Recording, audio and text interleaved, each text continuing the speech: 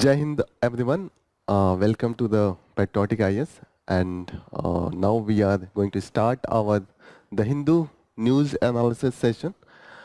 We will start with this the controversy with respect to the law that is being framed by the union government with respect to the chief election commissioner and election commissioner. And this is very important topic with respect to the UPSC, because election commission is a very important office for the constitutional mechanism of India, and overall to it is like the watchdog of the democracy in India. It's ensure the fair and free election, a equal ground for each of the political parties, so that the trust of the people could be put into the democracy. That's why the election commission become very important. And it was provided, few of the article and provision has been provided in the constitution itself with respect to the chief election commissioner and other election commissioner. Okay. So what is the matter?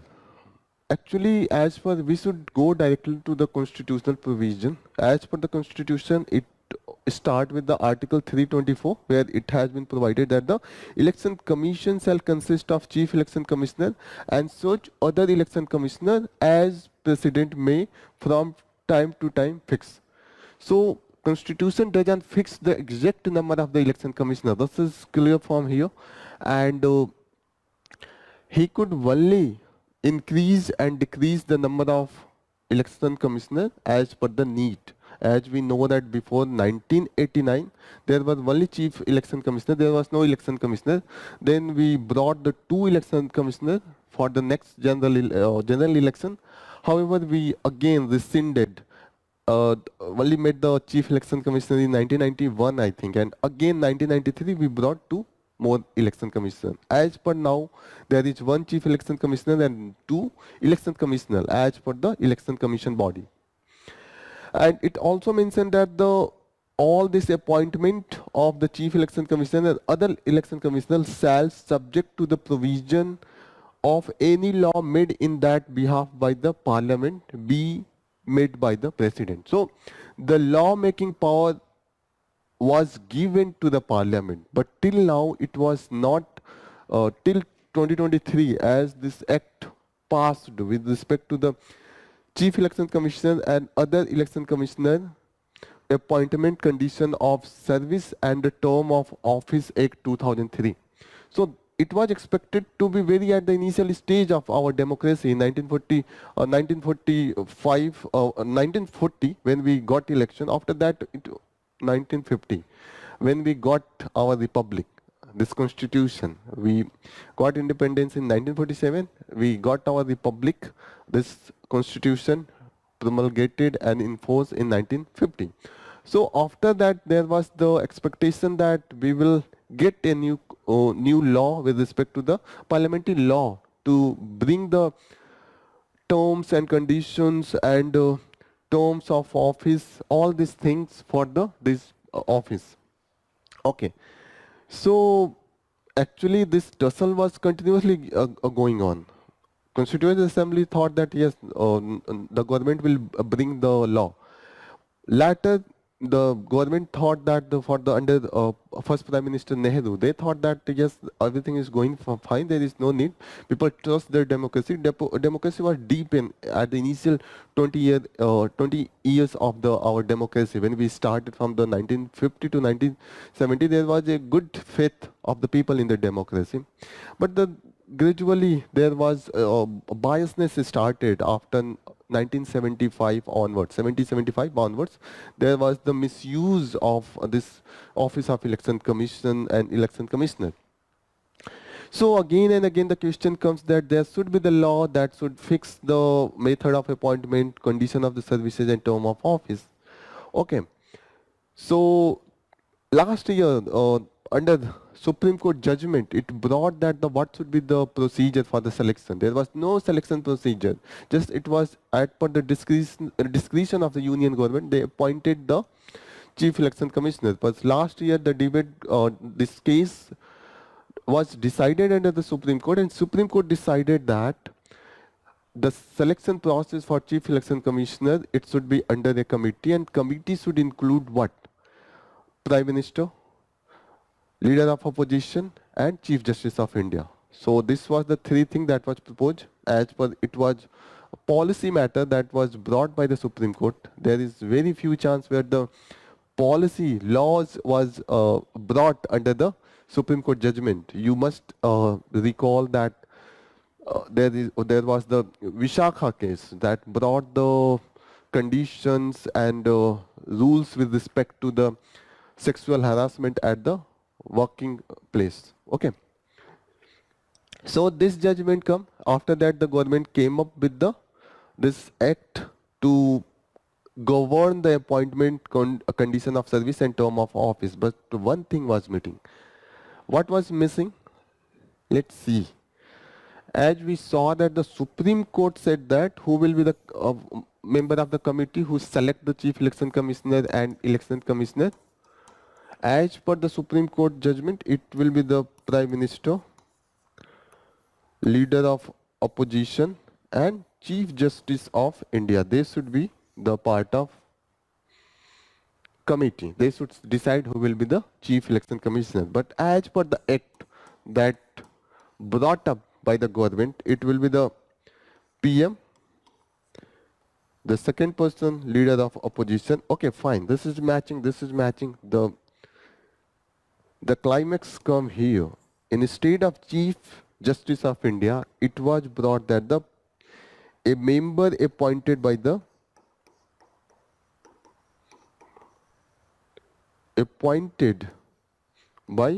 PM, a cabinet minister. Okay, so if this replace with the Chief Justice of India, so it's dilute the power and the dilute in the favor of the union government. Power, the party in the power. So this is the controversy. That's why the case went into the Supreme Court, and this case, as per this new appeal in the Supreme Court, the petitioner went to stay the law on the selection of to stay this law that brought this change this committee. Okay, so this is compromising. As per the petitioner, this will compromise the independence of Chief Election Commissioner, because if there will be the cabinet minister and the PM and only leader of opposition, then it will be in the favor of this two person, because it will be always majority. They will be always majority, PM and those nominated by the PM. So this controversy come, and this is still in the Supreme Court. This further, what was the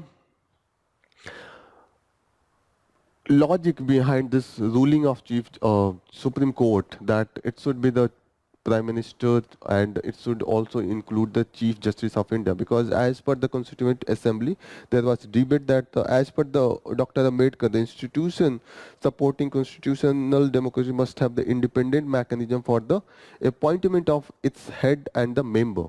So Ambedkar said that, Dr. Ambedkar during the Constituent Assembly debate said that this election commission and all its machinery should be independent of the government, and also all the other members of the Constituent Assembly, they supported this proposal.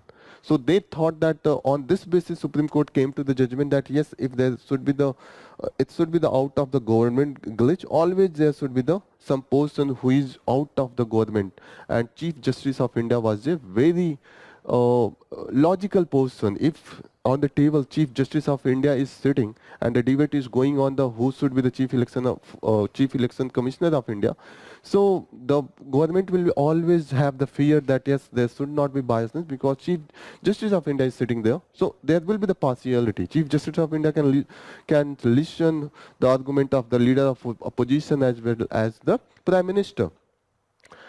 All this debate is going on. Let's see when, how, and when this judgment is going to come, that whether this replacement of Chief Justice of India with the nominee of the PM could be accepted or not.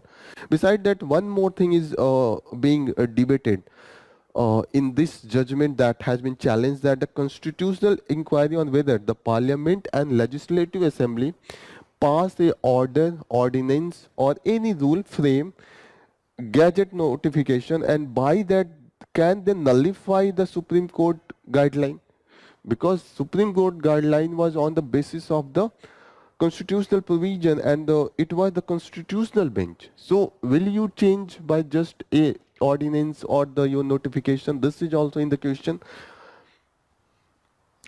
Done by the president on the basis of advice tendered by the committee. Okay, so this is the now the rule that is being taken. This is the now proposed committee. So this is all the thing you should know. There has been lot of question from this election commissioner, election commission, because in the UPSC as well there has been the question from the prelims and mains. So please solve few of the questions from this.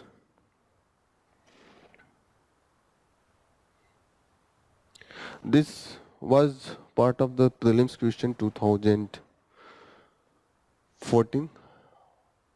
Just give me 1 second. I hope now it is visible. Yes. So this was a question that was asked in 2017. Please answer.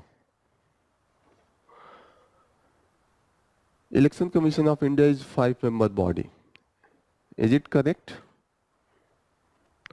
Union Ministry of Home Affairs decide the election schedule for the conduct of both general election and by-election. Is it correct? So first is incorrect, as we know that now we have there is not fixed number of the members as per the constitution. It is the chief election commissioner and the number will be decided by the president. As per now it is the one chief election commissioner and 2 election commissioners. So 3. First is incorrect, second is incorrect because this election schedule is for the elections, general election and by-election is decided by the Election Commission of India, not the Home Ministry. Okay, this is incorrect. Third is correct because Election Commission resolved the dispute relating to a split merger of the recognized political party. Recently we saw this dispute with respect to the Shiv Sena and Election Commission decided that the Eknath Shinde group is the real Shiv Sena. So this was in the news. That's why newspaper become important. Most of the question UPSC asked from the newspaper. It had the linkage from the newspaper. Second question. Right to vote and to be elected in the India is fundamental rights, natural rights, constitutional right, legal rights. So as we know that within the constitution itself it has mentioned that it is the constitutional right.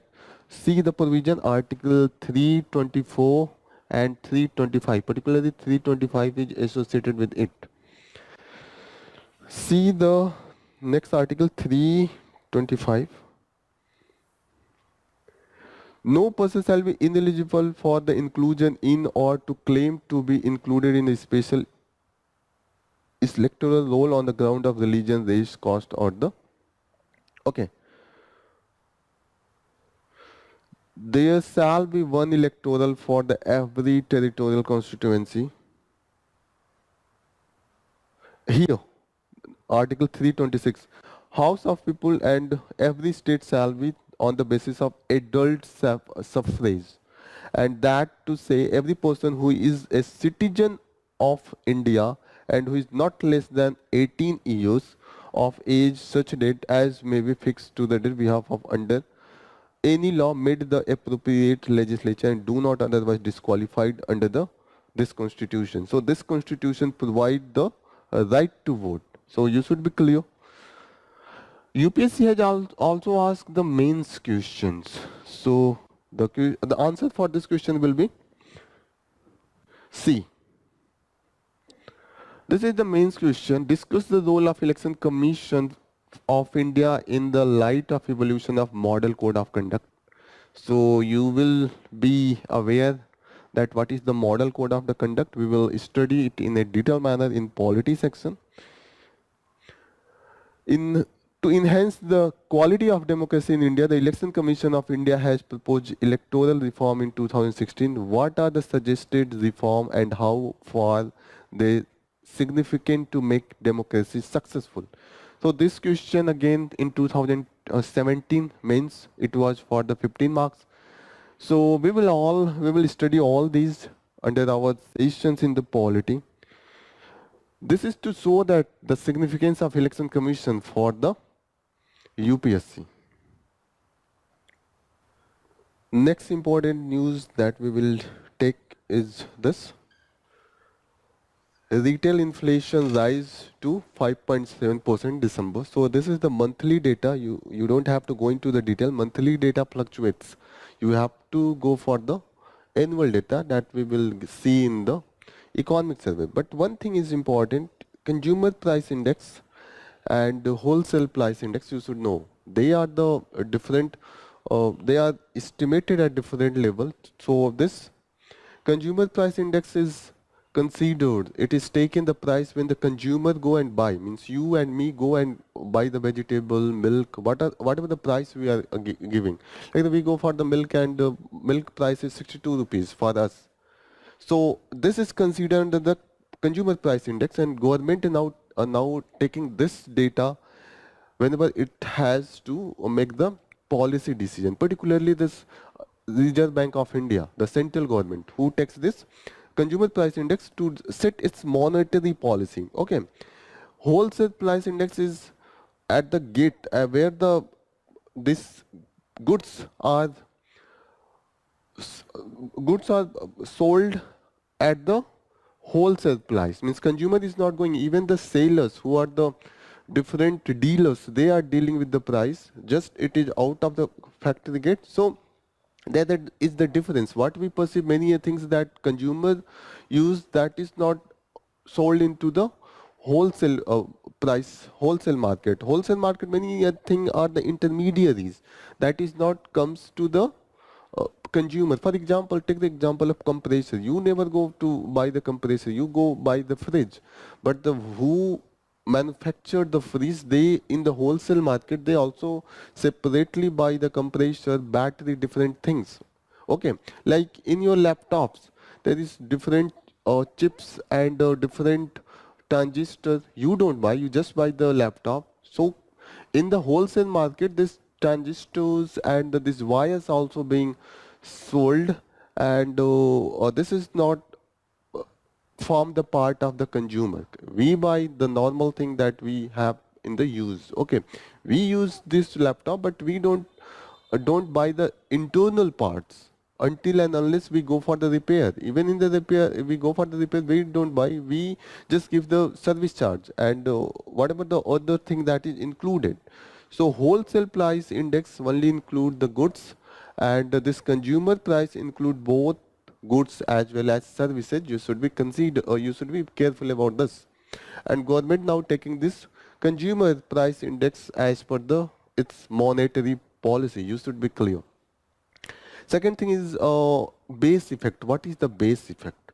So base effect is the a year where particular price has been fluctuated in a very drastic manner.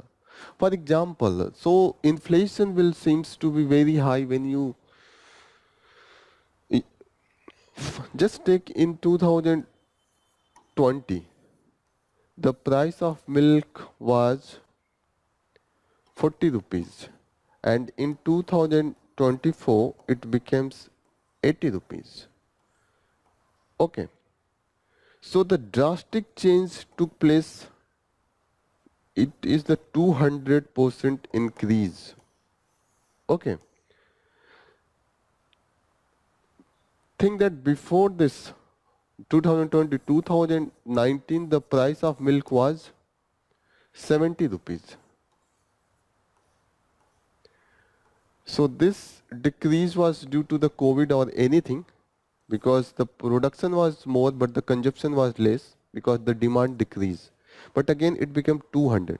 If you compare with the with this 70, it will be just 10 rupees increase, but due to this it is the 40 rupees increase. If you, so if you will take the comparison year 2020, so there will be the 2 times increase, 200% inflation is so high.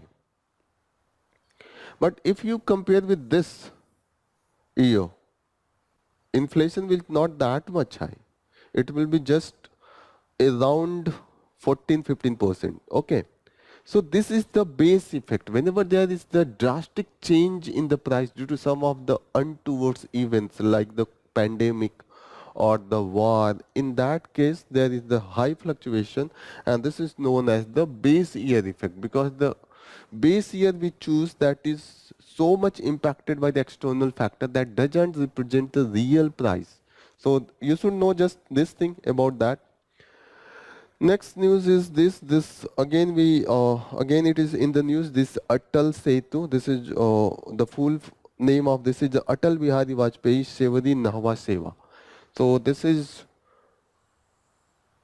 21.8 kilometers long bridge, and it include the area that is under the Arabian Sea is 16.5 kilometer. Overall length is the 21.8 kilometer. In his speech, Modi ji had mentioned different work that his government has done. Like you should know the place where this, like the Bhupen Hajarika Setu. This is in the Assam. This connect the Arunachal Pradesh with the Assam, and two of the villages, Dhola and Sadia. Both Dhola and Sadia are in the Assam.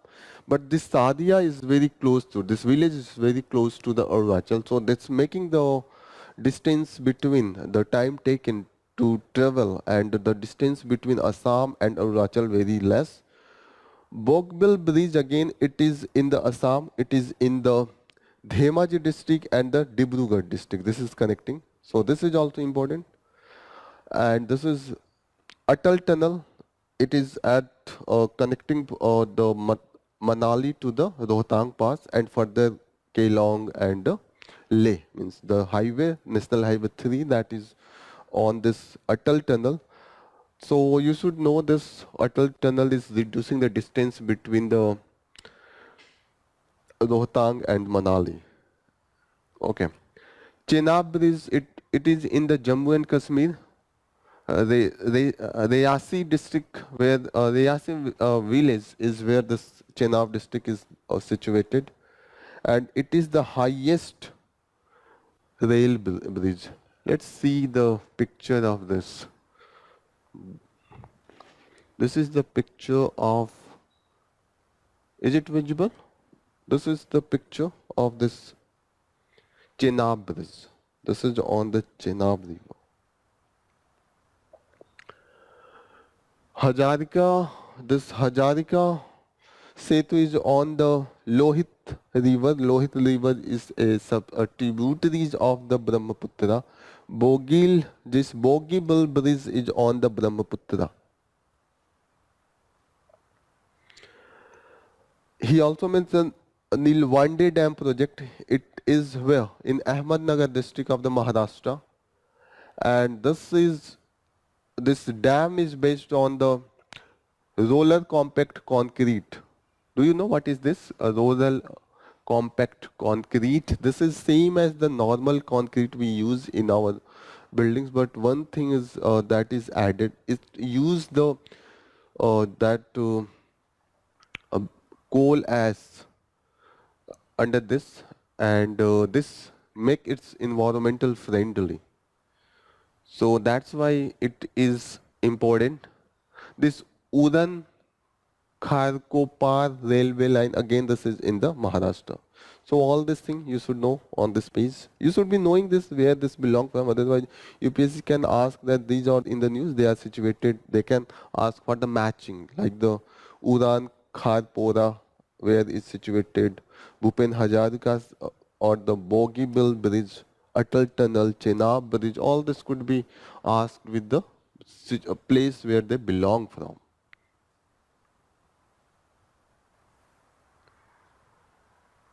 The next important area that we will cover is this. This topic is with respect to the Kerala government approaching Supreme Court and alleging that the it is the union government that want to threaten its economic, uh, want to bring the economic crisis due to the ceilings and different restriction on its borrowing power. So as per this state are as this point, this particular line is mentioning that seventh schedule where under the state list, Article 246 is uh, bringing this seventh schedule, and seventh schedule brought three lists: union list where the union government can frame the laws, concurrent list where both union and state can frame the laws, and state list where the state has exclusive power to the frame the law and regulation. However, there is some condition exceptions where the union can frame the laws in the state list and also dominate in the current list. That is different thing.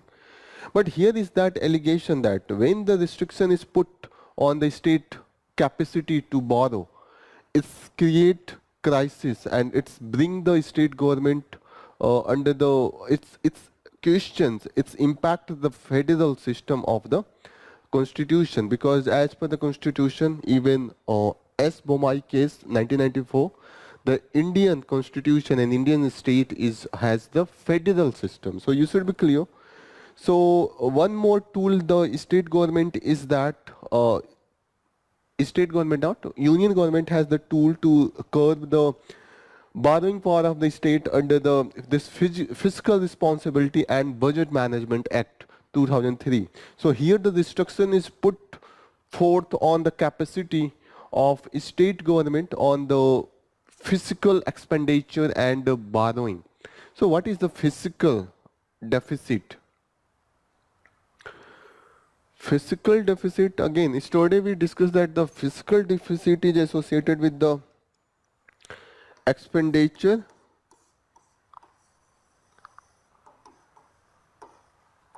minus collection of taxes and revenues, fee, penalty, collection of taxes, resource to the income, collection and expenditure. This is known as the receipts,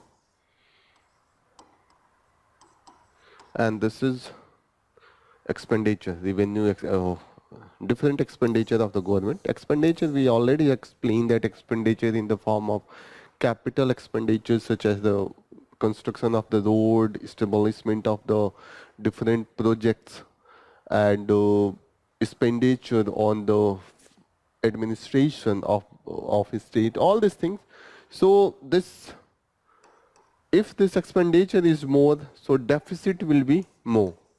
Means if it is 100 rupee expenditure and the collection is less, 105, so it will be minus 5. So this deficit will be 5. Okay, deficit will be 5. Means 5 expenditure is more as compared to the collection. No, expenditure is more and the collection is less. So it should be the 95. Okay.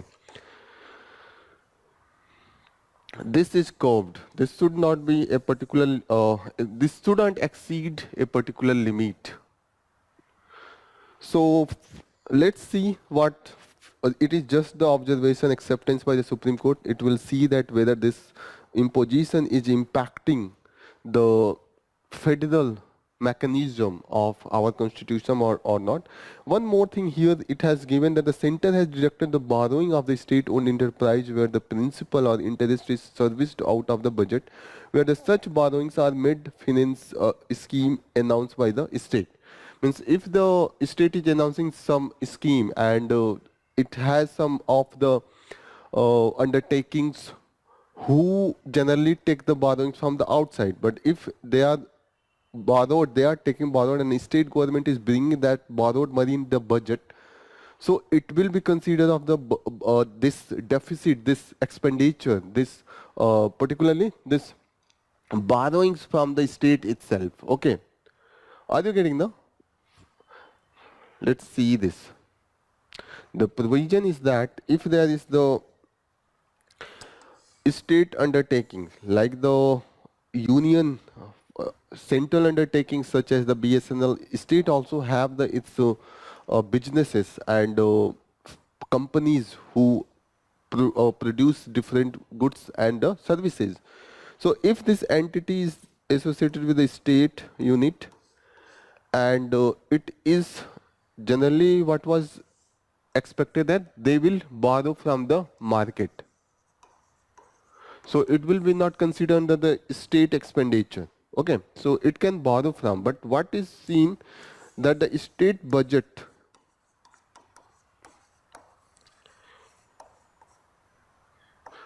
itself is giving loan to the state undertakings, and they were not kept under the state borrowings, the limit ceiling of the state borrowings. For example, if the state is considered that it can borrow 1 lakh crore, okay, they are included, they should be going to the market, and if they are giving the money and asking that this is the outside loan, this is not the our loan, exclude this 10,000 that we have given to this. So our limit should be, after giving this 10,000, we should also take the loan of 1 lakh. That should be the capacity. But the state government, as per the central recent amendment to the budget, this Fiscal Responsibility and Budget Management Act 2003, if they are giving some loan, they will be included under this 1 lakh rupees. Okay, they will be not excluded.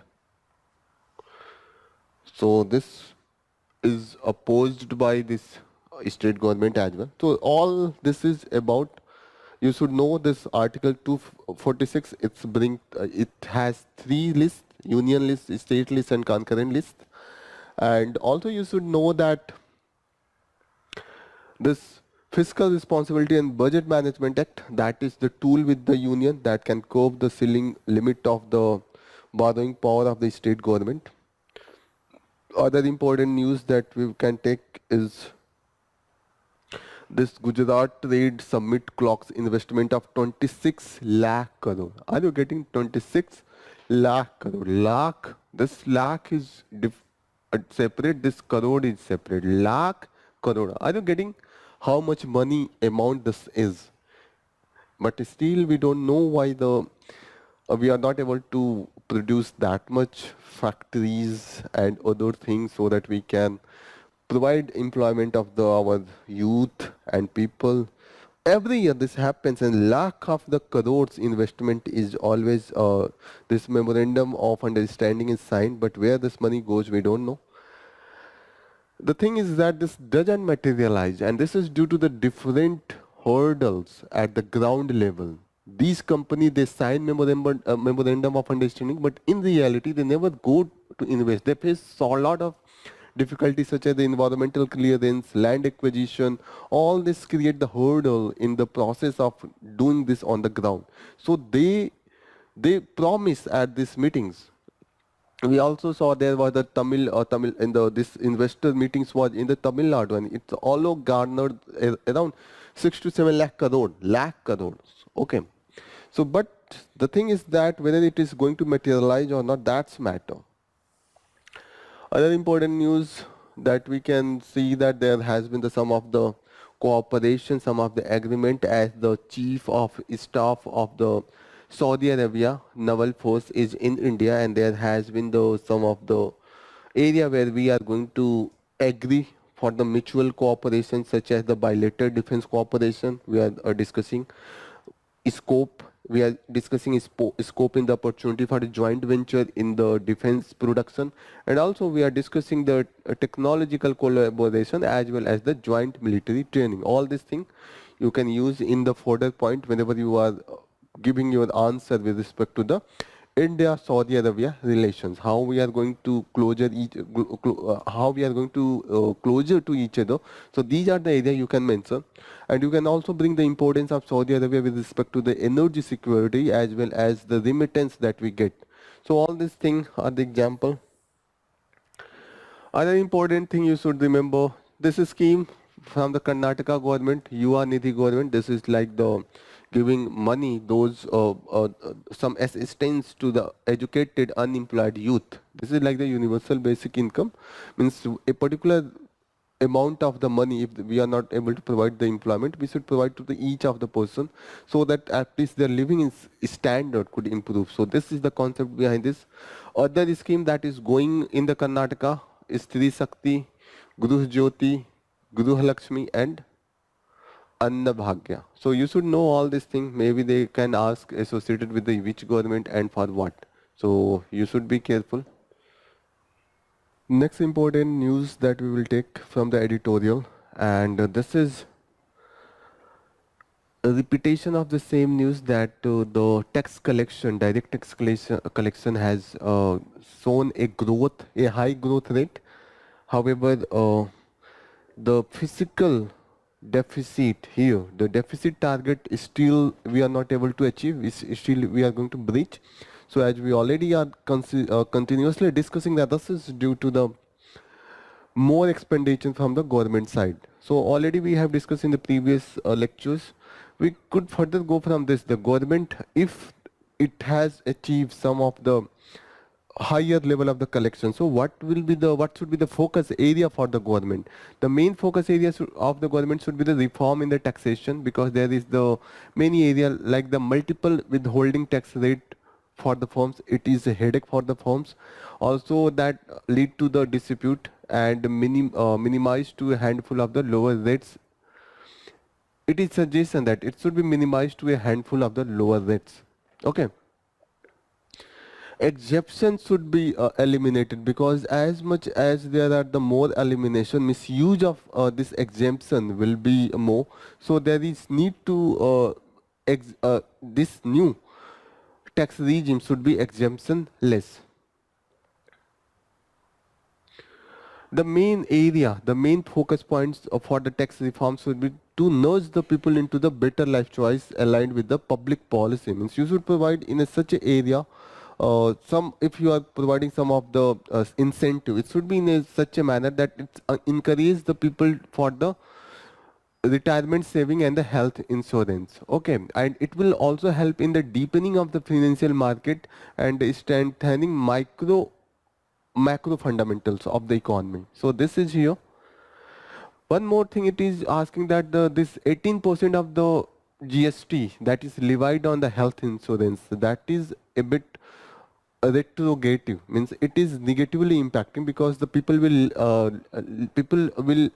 discourage from the joining this insurance scheme, and this insurance are very important, because whenever there is the health impact on any family member, if they belong from the lower class or the middle income class, in that case it is very much probability, if they don't have the insurance, they will go into the poverty level. Their income, their living condition all got impacted if one family member got ill with the some of the grave disease. Okay, so that's why this 18% of this GST should be reduced, because it is impacting the lower and the middle income household. In the last, it has concluded with the revenue, this revenue increase should tone into the better policy making to keep more reform options on the table for the new government to consider. So this should be this is the all about. This again the repetition of the Swachh Sarvekshar award that was provided, and already we have seen that the Indore and Surat top the city list. They were the cleanest city, and they are predictable because they have already machinery built. So there has been the suggestion there is the suggestion that is given that if some city is continuously on the top rate, they should be excluded for the few years from the ranking, because already their machinery on the ground level is good. They will be always on the top list. So if you want to bring the healthy competition, you should remove these 2 or 3, those who are continuously on the top list, because last year the Surat was also on the top list. So they are the always topping, like the Bhopal and Vishakhapatnam. They have the inbuilt good mechanism on the ground for this area. Beside that, it is talking about that there has been the confusion with this Sarvekshan, because there is so many class, like the this cleanest Ganga town, like the Varanasi and Prayagraj has been considered the cleanest Ganga town. More cleanest cantonment town. So there is so much confusion that yes, what is the main criteria? It has divided the cities in a different level. It is good, but many times it is creating the confusion. But yes, it is good because it is the motivating cities, village, and schools to keep their area. They adopt a healthy sanitation culture and behavior. All this is good. But one suggestion is that why the cleanest Ganga town only? Why not the cleanest Kaveri or the Narmada town? So this is the suggestion. This is the parochial mindset. Because of that, we are going for the only cleanest Ganga town. Last, it has concluded that the one way to make future editions of the survey work as the useful barometer of the progress is to acknowledge that the consistent toppers have already put in place well-oiled system, and that's why they should be kept aside for few years. Already we discussed na कि already this Surat and Indore, like the cities, Visakhapatnam, they already have a good machinery at the ground level. So they will be always, so there will be, if you want to healthy competition, you should remove them so that other can compete, other can aspire to achieve the highest level, top level. Next article we are going to take, it is a bit about the this Ram temple. This is not that much important, you don't have to go for that because it is a bit controversial. And yes, one thing is that this person, this writer, Sriram Panchu, was the part of the mediation when this Ram Janambhoomi case was in the Supreme Court. He was mediating. So he is mentioned in this paragraph that it was very much negative comprehension within all the sections of the administration, that there could be the huge turmoil in the society when the verdict come. But it was not a single riot took place. So he is bringing that what could be the reason, what was the thinking process of the different section. As he was thinking, as he has mentioned in this line, that it was the Muslim society that was thinking that this is the last thing, and further such thing will not take occur. That's why they didn't reacted in that manner. Besides that, they were expecting that there was the mediation. During the mediation, there was the deal that such thing will not occur in the future, and that's why they promised that this place of worship act will be implemented in its letter and spirit. So there was a deal that, and yes, it was this place of worship act of 1991. It's prohibit the conversion of any of the place of worship if it is before the 1947. They will be not considered to change its nature. So this is particularly the such type of the thing will not be enter into the judiciary for the. This has mentioned that who were the party to this case. This is not that much relevant. One thing is that it is good example of the solution, solving the sensitive issue by the mediation. So you can give example of this. Here again, it is bringing that what should be the concluding point, means what should be the way forward, that these type of the disputes should not occur again and again. And again, this place of worship act should be properly placed, and it should be implemented. And to implement this act, there is no need of the extra legal machinery. What we need, the utmost thing that is needed is the constitutional morality and the spine of those who are at the decision making stage.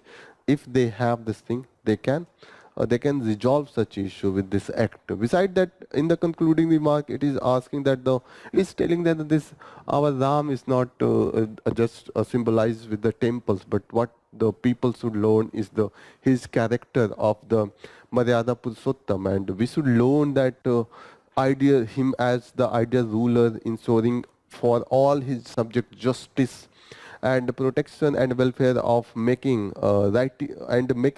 righteousness the creed of his rule. So it should be the main thing that people should learn instead of symbolizing just in the temples. This next article is with respect to the internal security police system. So this recently we saw that in the Jaipur there was the conference of the DIGs, Director General of the Police, and Prime Minister, our Prime Minister Modi also attended this, and he personally met each of the officers who joined this conference and take the different viewpoint. Further, it is this writer is explaining that the police have still to earn the trust and confidence of the people.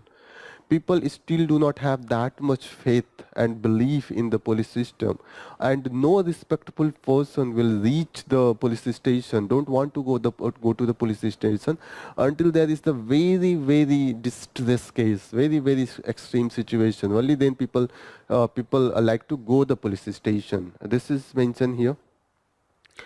Further, it is this paragraph onwards. This is talking about the police system many a times cause the center state tussle, and he has mentioned the use of the recent ED, enforcement director, and the implication of the federal governments.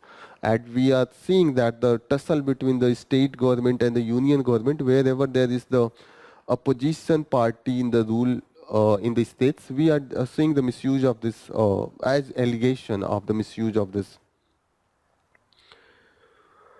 Beside that, further in this paragraph, it is mentioning that there is no motivation for those officer or the employee who are on the lower rank, such as the constable or the sub-inspector, because the most of the glory, most of the thing, even they do, this sub-inspector, inspector, and the constable do. The most of the glory is taken by the IPS officer. They here. This is because officer of the IPS alone hog all the attention and glory, depriving the lower rank of any chance to prove themselves. So that's why this demoralizes. This doesn't give the incentive to the police at the lower rank to do and show their talent, do the extra activities. So this should be curbed. It is generally accepted that the IPS officers have the good knowledge, and also sometimes it is considered that the integrity of this higher officer. But the thing is that their genuine empathy to serve the people, that matter. If it will combine with the knowledge and integrity, then it make the effectiveness at the ground. This is here mentioned.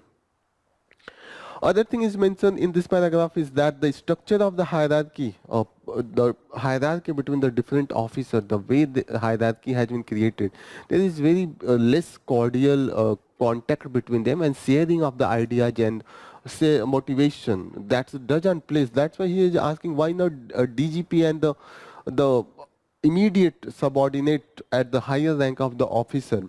They should spend some time with the this lower rank of the officer and the employees, such as the and they should train them how to use their different knowledge and the different powers for the benefit of the common man.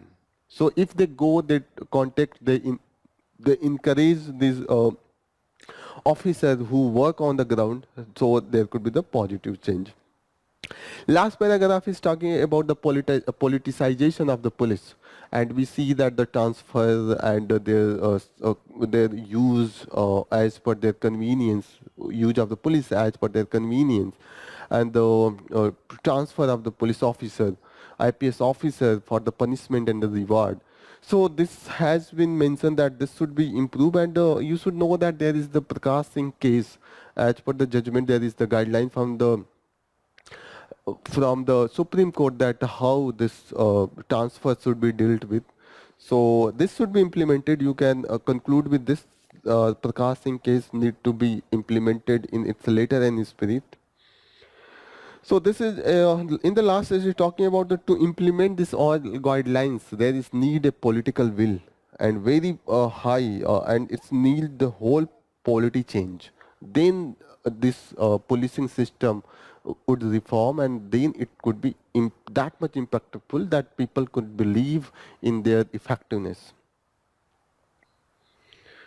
Next important news article that we will take, this article, the long wait for the Indian citizenship. So it is mainly associated with the Sri Lankan refugee, and it is talking about the how the refugee are suffering and they are not able to get the citizenship. So you should know that citizenship is associated with the Article 5 to Article 11 of the Indian Constitution that deal with the citizenship, and there is a different law, and Parliament is provided with the ultimate power with respect to the citizenship, and there is no proper specific targeted law with respect to the refugee, but we are dealing the refugee a law and guidelines with respect to the different acts like the Foreigner Act 1946, the Registration of Foreigners Act 1939, Passport Act 1920, and Citizenship Act 1955. All this deal with this refugee, but there is no dedicated law with respect to the refugee.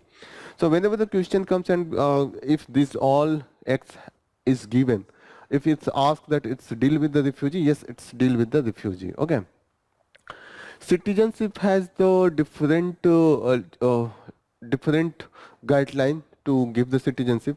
We can provide with the registration as well as the naturalization, but as per the guidelines direction from the union government to the Tamil government, to that, please don't provide the registration and naturalization to the Tamilian refugees. So it has created a lot of hurdle in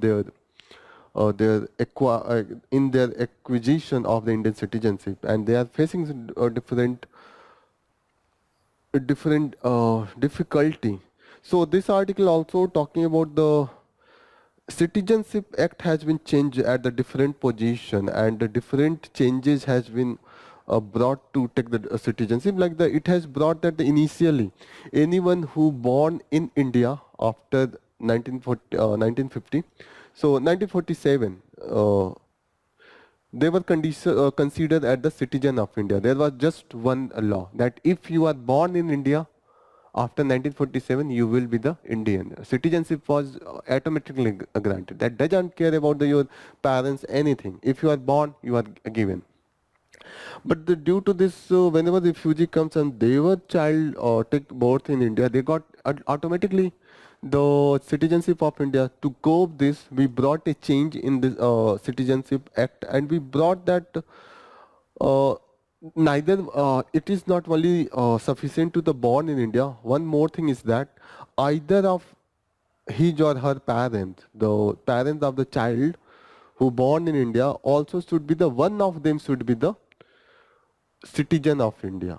So yes, so actually here is the case given that yes, and it should be means it was brought change in the 1986 and the law implemented in 1987.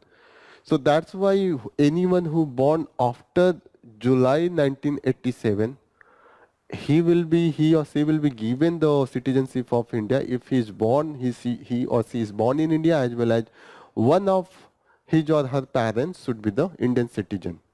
Okay. But there was the many cases where the one of the parents was citizen of India and others was not citizen of India, so it is given. So there is the one case that one woman that born just before the 1987, and her parents were a refugee, but they came to India and the child take birth.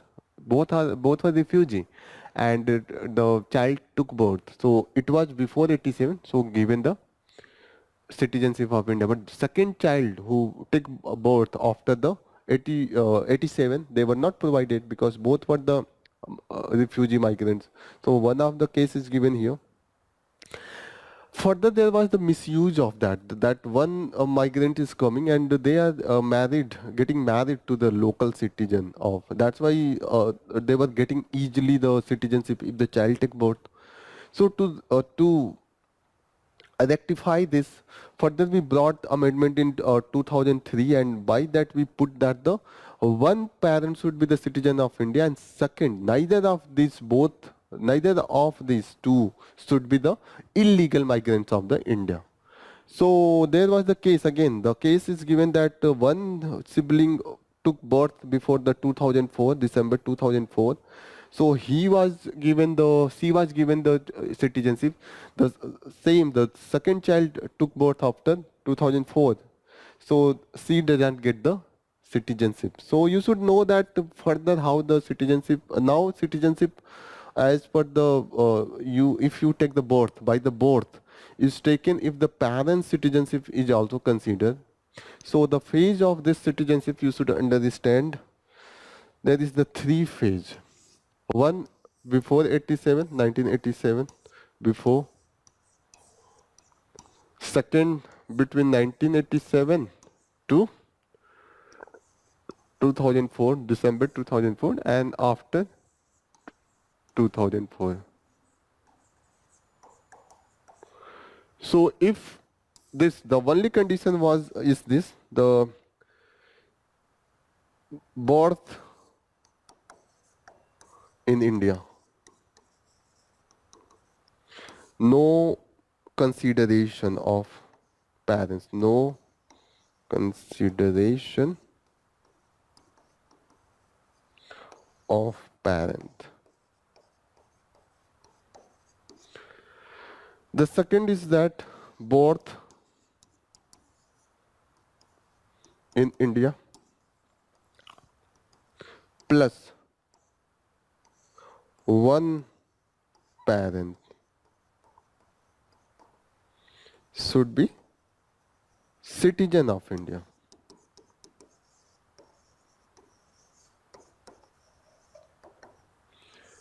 The last that recently we are following, the birth plus one parent Indian, one more Indian citizenship, one parent should be the Indian. One more thing is added, that neither of two should be the illegal migrants, means none of them should be, neither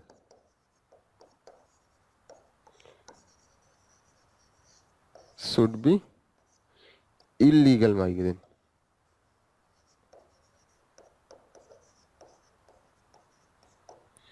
So this condition is as per now. So we will complete our session here. We have covered most of the relevant area. Now we will conclude our session here.